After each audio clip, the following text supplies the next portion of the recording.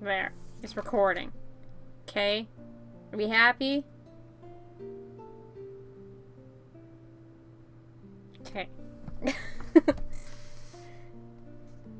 Your voice is the original. Have you heard me speak? I don't speak English good. I suck. Okay. Hold on. There's a bitch that's not here. That said was gonna be here. But isn't. Are you coming? It's noon. I'ma start. We'll give you like less than a minute.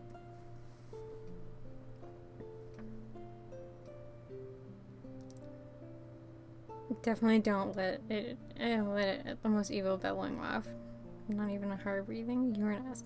What? Huh? Wait, huh? Wait, I'm lost.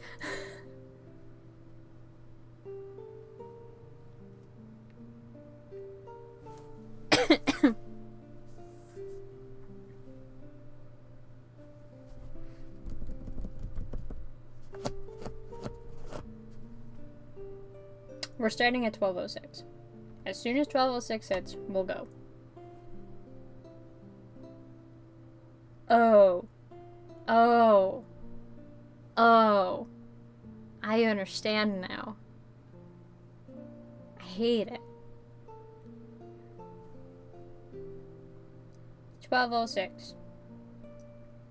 So I guess I better start.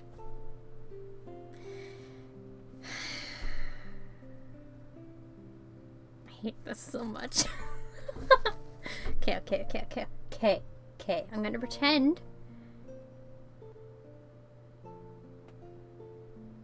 I'm going to pretend none of you exist. And we're just gonna go. Okay? Cool. God, I hate myself. So this is book 3. Dagda. Cool. Okay, cool. Chapter 1. God, Stiff Dream gonna help me. Chapter 1. Open Seas. Okay. It's fine. God, I'm vibrating. Okay. I looked out at the water from the top deck of the battleship. The Aerrow Ocean was all I could see for the most part, and all that had been around for the past day and a bit. The breeze was refreshing, brushing through my medium-length hair, most likely making a mess of the red burgundy bangs above the circlet. But at that moment, I didn't care. I only wanted to enjoy watching a few dolphins and whales playing in the water far below. Surprisingly, they had kept up with the ship far below. All for what seemingly a game of tag. It was so nice, so simple. God, I hate everything. Do I have a bookmark that I can use for lines? No, but I've got a MasterCard code card. That will do. Only a few monsters. Yes, I have slight dyslexia. Fight me. Only a few monsters attacked us so far, but they were quickly decimated by the ship's cannons. Normal, wild encounters. Nothing like the horde that I had somewhat expected from Kier. If the monster with a god complex was anywhere nearby, he didn't make himself known.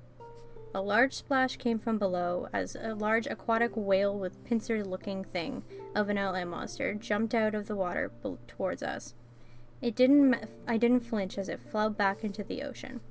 It was nowhere near reaching the height it needed to get to us. Of course, there was nothing to worry about, yet it still left me unnerved. It had sensed us from all the way down there, and who knew where it had come from. The pods of mammals left, realizing the danger they were in, and I sighed. There went my distraction. Though I had come out here to think things through originally, not that there was much more I could do. Not even Hella had come across anything like it, and she was the matron. Okay, I'm getting really warm, and this sucks.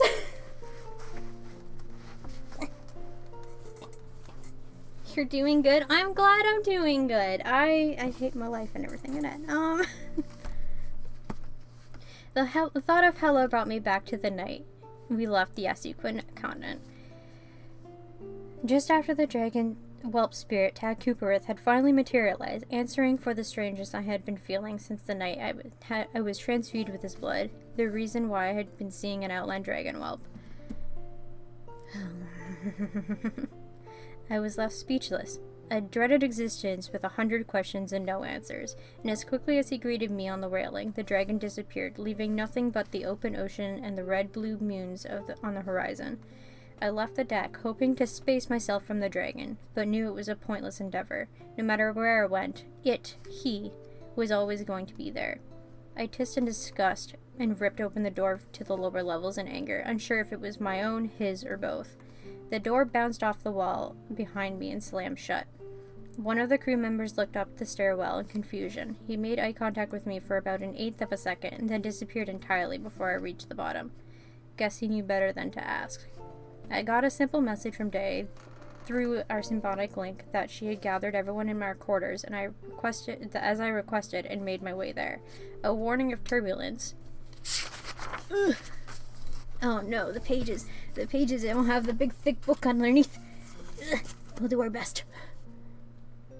Went across through the speakers. I ignored it as just wanting to get there. The ship shook and then suddenly dropped drastically. Unexpectedly, my feet left the ground for a moment. I smashed into the side of the hall, causing a loud vibrating sound to echo the space. Everything went back to normal. However, before my body landed on the floor... I can't fucking read! A door opened a few doors down, and a Seraphinian woman in priestess robes poked her head out, just as I picked myself off the floor. I will not breathe. You can't make me!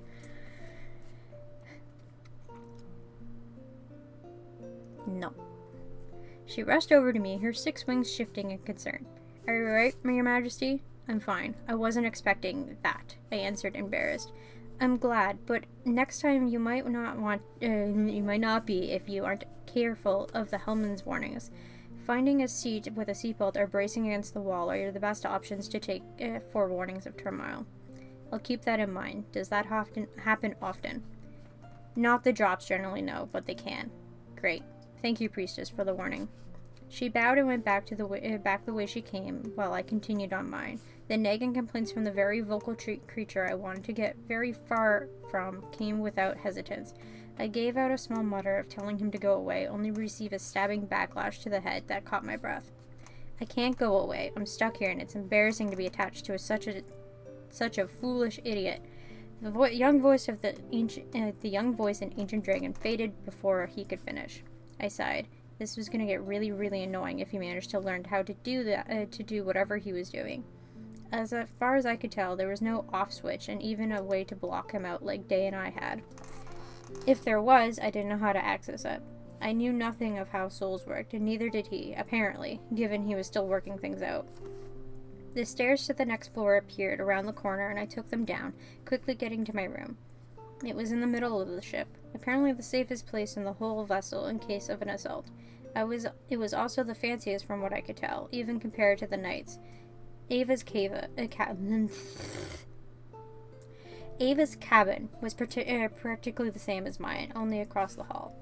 I opened the door to find Day in her dragon form, with her white scales bristling for a moment, showing a silver tint.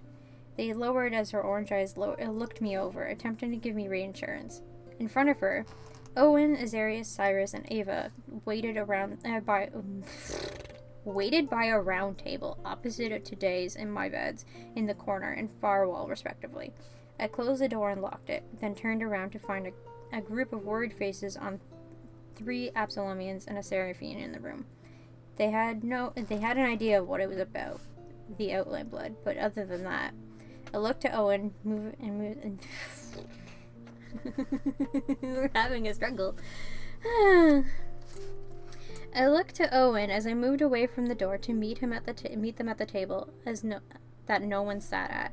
There was a bit of discomfort being near the broad man, but I ignored it the best I could. He was my uncle. I shouldn't feel anything of the sort. So, you know how I said that that I should tell you when something is wrong? It's a responsible thing to do. Yes, the blonde general replied, patient as ever. There's something that needs to be stated, and I honestly don't know what to expect to come from this, or if there's a solution. There's a solution. Fuck, I can't read. You guys are making me suffer. And I'm just gonna continue on. Ava sighed and brushed a strand of her knee-length sky blue hair behind her shoulder in irritation, matching the similar colored eyes that glared at me. Shush. Just keep up the fucking suspense. And just keep up the fucking suspense. He's not great at getting to the point with these weighty things, Azarius said, shrugging. Often takes a bit of time to find the words. I hadn't noticed. I rolled my eyes and just let it come out without my brain holding back. The dragon blood I got, Tad Cooper, somehow had his soul in it, and now it's stuck in me. Their faces changed to surprise and disbelief, and I continued. Yes, it doesn't make sense, but he's just there. It's the ghost dragon I still am seeing, and Day can't. He's been talking to me, she can't hear them, Wait. Ava interrupted my ramble. You think there's a baby dragon stuck in you because you got a blood transfusion from him.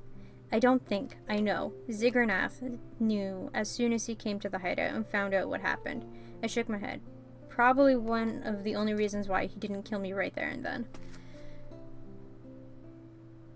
You have a child situation? No worries. Good luck.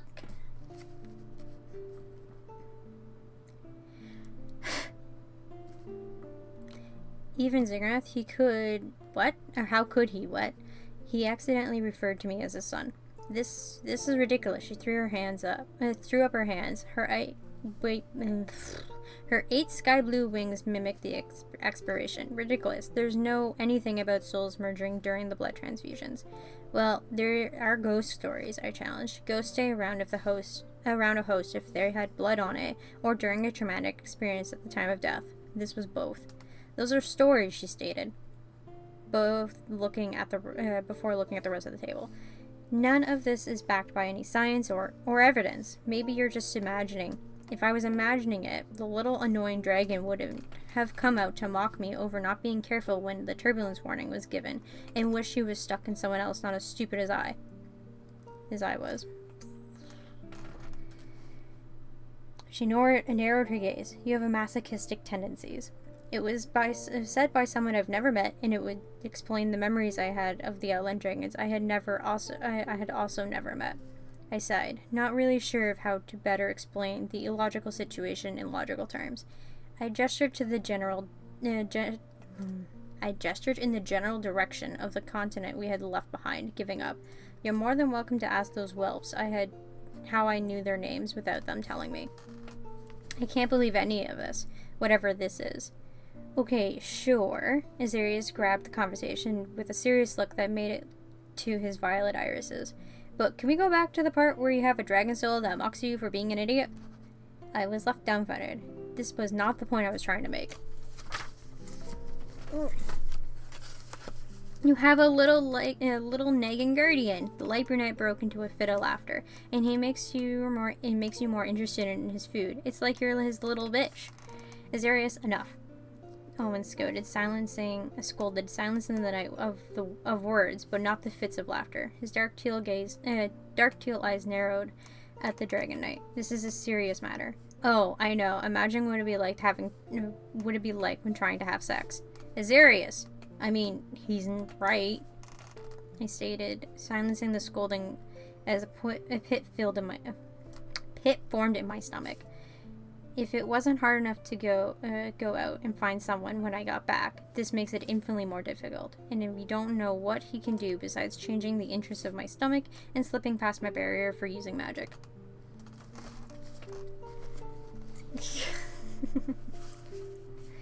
Clear there is going to be a miner watching you, the unfiltered knight stated, only to be silenced by Owen again. Azarius. I sighed. I had forgotten about that. While somehow able to use my memory and intelligence, the soul was still 8 years old. How in the hell could I do anything that was required of me, knowing that there was a child always watching? I turned to the only person in armor who had given their opinion on the matter besides Day. The red and gold armored dragon knight looked back with an unreadable violet-red gaze. Cyrus, what do you make of this? He shrugged, emotionlessly as ever. Good to know. That's it? Nothing I can do about it, and no sense denying facts. Alright then. There was a sense of reassurance to the deep, crimson-haired man's answer in some demented way. I turned to Owen.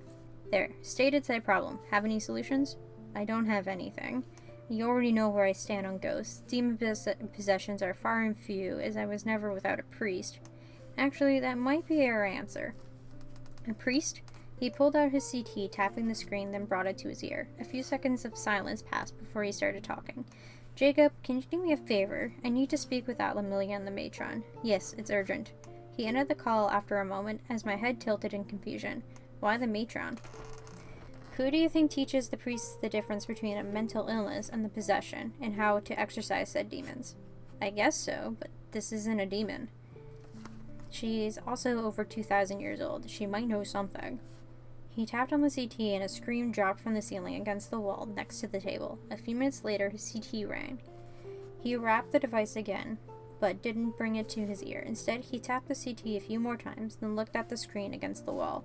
I followed the gaze, and the blank screen lit up, changing to a video showing Amelia with her red burgundy hair done up in her usual half ponytail, and the mother's dragon hair ornament, and the young-looking red-haired Hella in the communications room in Aslodum. He put the CT on the screen. It somehow stayed in place without assistance, seemingly disappearing under the video. The technology of the ship baffled me. Ava came closer, eyeing them. I guess I'm guessing the one with the orange irises is your sister, but there's no way the other girl is older than Owen by 800 years. She looks 15. She knew Theseus when they were kids and formalized Orthena's light as it is today. I whispered as Owen explained the soul issue far faster than I would have. Hella stared at me with great curiosity, while Amelia's gaze was wider than usual in fear. She either knew something or knew nothing. Regardless, I didn't enjoy seeing the expression, but kept the concern off my face. Breathing. Once Owen finished, I had made my last offer to my sister. Still not interested in being queen? You're still better for the job, she stated, though it sounded like she was trying to convince herself. Not that I blamed her. Her brother was some kind of hybrid with a second soul attached to him. Whatever made her think she wasn't qualified now had to be one hell of a reason. And I had never heard of anything like this from my lessons. I am also afraid I hadn't heard anything, sire. Hella said with regret. Monsters creatures just aren't supposed to mix with Orthenas. With all due respect, sire, you should be dead. No extra soul attached. It's a miracle that you're all in the sense and purpose perfectly healthy. Not only that is it two different creations, but the only comparing factor is dragon blood, and even that is rough at best. You are a light fire elemental. The LM blood and its dark magic should have ripped your cells apart immediately. No magic or opposing soul to defy the outcome. I'm sure the soul influenced your well-being a bit, but certainly not to this degree. Well, I'm alive, I sighed. Not sure what to do with the information she gave. You have no idea how to separate the foreign entity? You're a foreign entity, a sharp young dragon's voice commented from the table slightly in front of us. I jumped slightly at Tad Cooper's sudden appearance, and Owen snapped at him. My uncle closed his eyes and muttered out a few curses that no one in particular that I didn't catch. Then he turned back to the meter-tall dragon on the table, almost like he was double-checking that he was still there. He was. It was nice to know that I wasn't the only one who could see him. It told me that I was still sane. Tad Cooper was not incorporeal like he had been before up on the top deck, and if I didn't know better, I would have thought he had been a living being. The whelp shifted, his black and purple scales raising slightly to share their red undertones. He moved slightly behind me, the best he could, away from Owen's gaze, then laid down and glared at me. I turned away. He hissed, "Hey, don't ignore me." I ignored him, as everyone else was staring at Owen and I like we were crazy. Apparently only the two of us could see him. Literally anything. He's talking again, is he? Hella asked. What gave you that idea? I muttered, before sighing as the creature started mocking me for giving attitude to the person who I was asking for help from. Anything, he's gotta go. The dragon hit the table with his tail. I gave a minor glance in his direction again. He sneered. His sentence is a mix of Ori and Ancient Dragon. I've saved your stupid life. She literally just said that it was a minor variable, so shut up. Are you okay, Aerrow? Day questioned, and I sent a small yes. The small dragon smirked. Good, you can hear me without having to speak. I'll keep in mind that you'll randomly start saying things to your new friend. More like my torturer. You think this is bad? Imagine being in my spot, the whelp continued, don't worry. His dominant language must have only poked through when he was pissed off. Owen sighed. Oh good, only getting half the conversation. He looked over at Day. I'm going to presume it's a similar experience for you. I'm only getting what Aerrow is saying through the link, she answered, shaking her head, and turned to Hela. How is Owen seeing him while I can't? Probably because he's a necromancer, even if he doesn't practice, the matron answered. Necromancers are able to see spirits, ghosts, and similar abilities that the rest of us can't, unless it's a powerful source of spirit. Though, by the looks of things, it doesn't seem like you've ever seen a ghost before, Owen. That's because I haven't, at least not consciously, he answered, paling at her assessment. He looked at the dragon on the table, whose scales flexed again. The uncomfortable crawling feeling came back about being near my uncle. Trying to shake it off, I focused on Owen instead. A dozen thoughts ran through his head that were verging along a minor existential crisis that was obvious to everyone with his furrowed brows. I'm not sure I like this new view. You're pretty skeptical of ghosts, as I've been told, she said, and he gave a curt nod. She pondered it for a few moments. How to deal with your little partner. You could try some blessed or holy water with a few words of an exorcism, though it's going to hurt if the soul has any malice. If that doesn't work, you two might just have to learn to coexist for the time being. I'll search your library, if you let me, to see if your father or mother had collected something on this, but I'm afraid this case is nothing like this world has ever known. Maybe Orthena might know something. I shall pray for an answer when I commence prayer. Alright, I started, shifting uncomfortably about being prayed for. You can search the library. I'll send the general the words and what to do. I'm sure there's a priest on the ship that can give you water. There is. Thank you and sorry for stealing you away from the church. No, she said giddily, with a grin that was terrifying on a 15-year-old's face. This is simply fascinating. I'm excited to find out how this all plays out. At least one of us was. Oh, you're not the only one, Matron, Azarius commented slyly, and Owen and I glared at him. Having a little extra set of eyes watching. Thank you, Matron Atlamillia, for helping with what you could. I interrupted loudly. Owen and I will send a word of the outcome soon. The two women nodded before the call ended. Owen grabbed the CT, and the screen disappeared back into the ceiling. I turned to Azarius with a glare. You done? Probably not, he answered honestly with a grin. I sighed. If there's anything else comes between your poorly focused thoughts, like real concerns, I'd love to hear them. It is a real concern. Something more immediate. You could really like someone on the ship, and can you get the holy water from the priestess? I interrupted, as I didn't want to hear the rest. She's upstairs. Is she really upstairs, or is this little adventure you were going to send me on? I said nothing, and he took the hint, nodding. Alright, got it. Want to see if the dragon can leave so you can get me to stop. He left as Owen's CT pinged. Oliva huffed, and I turned to her in confusion. What is it? What Hela said about you being ripped apart. Dad's research came across that problem, but it was theoretically fixed by neutralizing the magics, and seraphs are also beings of light, but it had to be with lower potions of blood, though at that point it'd be useless. The research was then switched to a different subject, an Absalomian, who wasn't a light elemental, but it didn't take into consideration of outland dragons being a different creation from Absalomians and seraphs, which begs the question, if this if this is all real, even though Owen can see him, how are you still alive? I don't know. A thought of what the council said several months ago, right after the trial, came to mind. Half a chuckle came out. She gave me a curious glance. What's amusing?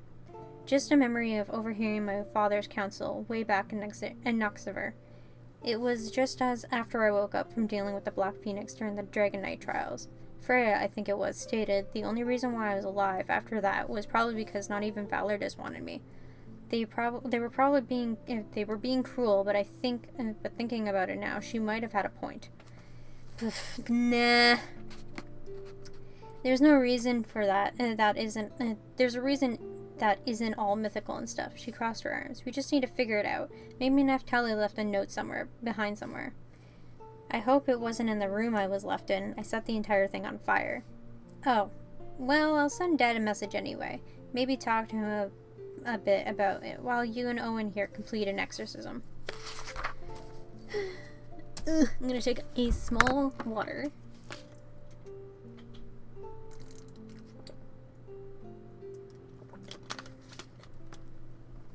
We're almost done! I didn't entirely blame her for wanting to stay, but at the same time, I didn't seem like her to wander from such a learning experience. Didn't you want to see how it turns out? Nope. There's a part in Death Tolls where there's an exorcism, and according to Dad, it was spot on. It was enough to tell me that I never want to be a priest. You can be disturbed. Exorcisms are in the realm of mystic nonsense, and unfortunately are real. So yeah, I find them disturbing. You five have fun. She turned to leave. Oh, and do let me know how it works out. I didn't get to answer as she went to her room, closing the door behind her. I turned to the two knights left as my door naturally closed on its own. Are exorcisms really that bad? I've seen a demon twist their host's spine 180 degrees before crawling up on the ceiling with their head still facing you, Cyrus replied. My voice cracked as it gave out the only response I had. Oh. They can get traumatizing, but I don't think that will be an issue for you, Owen told me reassuringly. If it turns out well, your new friend will just ascend to the next world without a peep. Wouldn't that just be delightful? Tad Cooper sighed, still on the table. I get to go see my mother, and if I see your parents, I'll tell them how ungrateful you are. I could have left your body in that freezer, I growled back, turning to him ever so slightly. Cyrus furrowed his brows, but out of curiosity or confusion, I wasn't sure. I'm not too thrilled about any of this either, but your stupid exorcism isn't going to work, and you're gonna get wet for no reason. I don't mind getting wet for the sake of trying. Yeah, well, I do. The dragon mothered before cursing an ancient dragon as he disappeared. I sighed, turning to the others who couldn't hear him. Tad Cooper strongly disagrees that this will work, and apparently doesn't like getting wet. That's gonna be a problem if this doesn't work, since you like to think in showers, Dave remarked. But I guess it's a good thing she's not really getting wet. I'm thinking he's just saying that because it might work. Judging by the arguments, she flicked her tail at the table where the dragon had been. I don't think he wants that. That was a fair assumption. My door opened loudly, announcing Azarius' arrival, who held a small corked bottle of water. Got the water from your hot priestess, Aerrow, the brunette said, placing the bottle on the table. My head tilted. What are you talking about? The priestess, she was worried about you, and she was hot. I didn't notice. Of course you didn't. He sighed sadly before he turned to the other two knights. So, are we tying him up or what? I'm sorry? Owen shook his head and took the water, popping the cork off the bottle. Popping the cork off like a bottle of champagne. The cork went flying. I turned to him just to get it splashed in the face. There was a few moments of silence as he set the half-full bottle down. Well, we tried. Wait, that's it? The words only work with holy water, since it's not possession, which the water just determined according to this detailed message. We're back to square one. Oh. What did you expect? Tech Keeper questioned sarcastically, but didn't appear anywhere. I told you so. Well, what do you know? You're 8. I snapped back out loud and quickly got weird looks from everyone, including Owen. It was nice to know that my uncle could only hear Tad Cooperith when he was physically present and talking aloud. He's being sassy. Because you were expecting something other than getting water to the face? Azarius asked, and I nodded. Well, this is going to be something to get used to. Like you randomly talking to someone we can't see, and it's not day. Yeah, that doesn't make me feel sane. I turned to Owen, but I'm glad to know that I haven't completely lost it. Look, I'm literally almost done the chapter.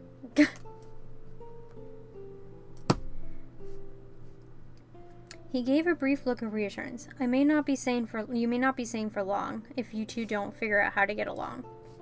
The memory of last night dropped as the whale and dolphins came back. A sigh escaped. I was stuck, he was stuck, and as far as I knew, Hella nor Ava had figured out anything. There was nothing that could be done to get the downgraded, and off to where he was supposed to be. And after last night, the upgrade was about as happy as I was about the situation.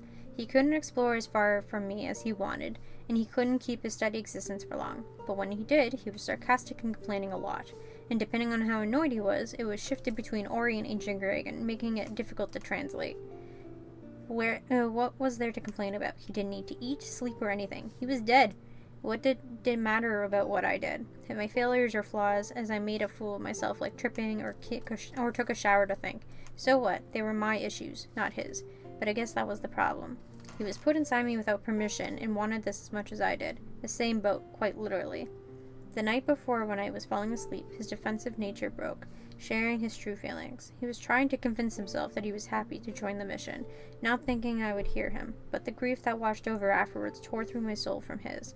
His attempt to make the words a reality was admirable, but they weren't real. All he wanted was to go home. Alright, done. I read the first chapter. You happy? We did it. Yay! Oh, wait, book clap.